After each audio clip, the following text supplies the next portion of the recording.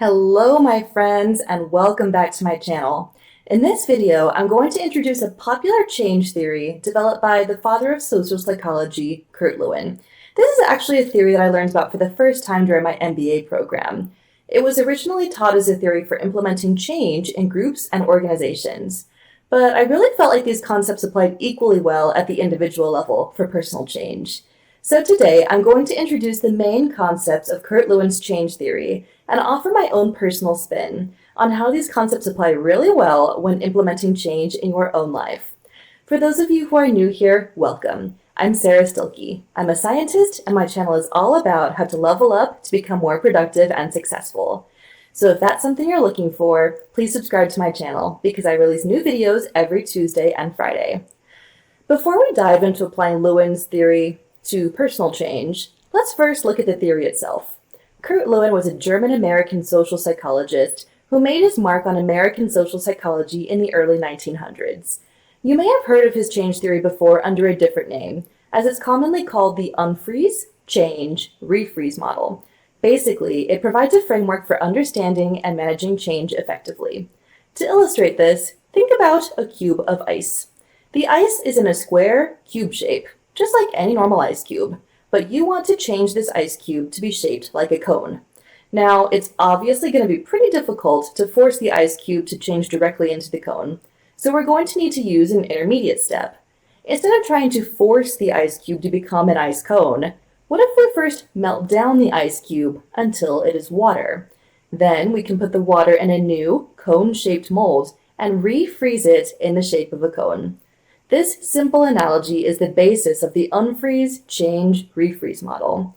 Now, let's take a closer look at each of these three steps and how we can use them to bring about change in our own lives. First, unfreeze. In our example of the ice cube, we really took this step quite literally. But from a personal perspective, we can also unfreeze ourselves. This stage involves creating the necessary conditions for change in our lives by breaking down existing mindsets, beliefs, and behaviors. It requires us to acknowledge the need for change and let go of our old habits and attitudes. I'm going to walk through this using an example from my own life that I'm currently working through.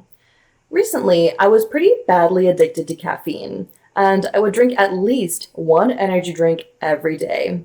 I would love to create a change here, and my ideal would be to maybe only drink 1 to 2 energy drinks per week, if that. Thinking about unfreezing, I need to let go of my past beliefs that it will be too hard to quit caffeine or that I can't deal with the side effects.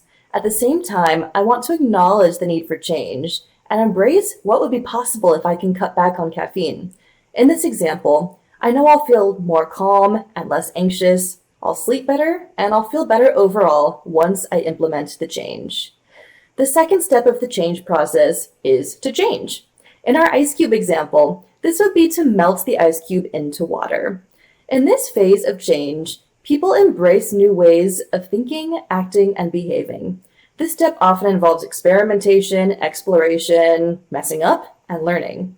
It's crucial to feel supported and be adaptable during this phase in order to adapt to the new state of change.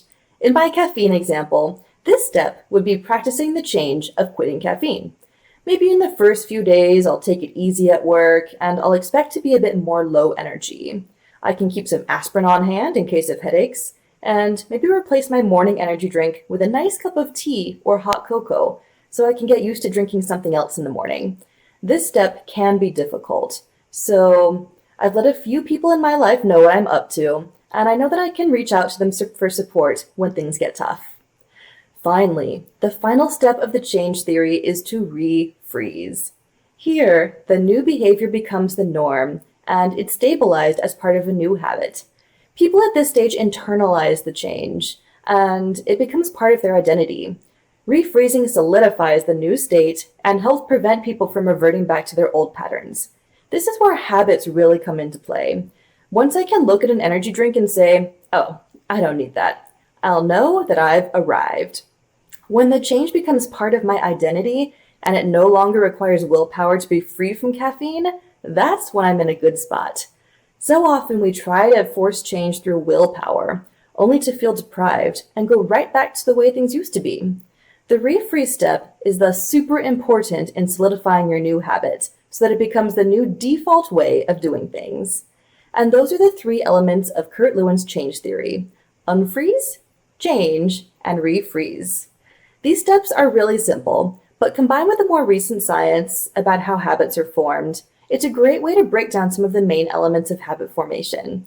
Let me know in the comments what you think about this change theory, and if you're going to give it a try in your own life. Thank you so much for watching. If you enjoyed this video, please consider subscribing to my channel so I can create more content like this. Thanks again, and I'll see you in the next video.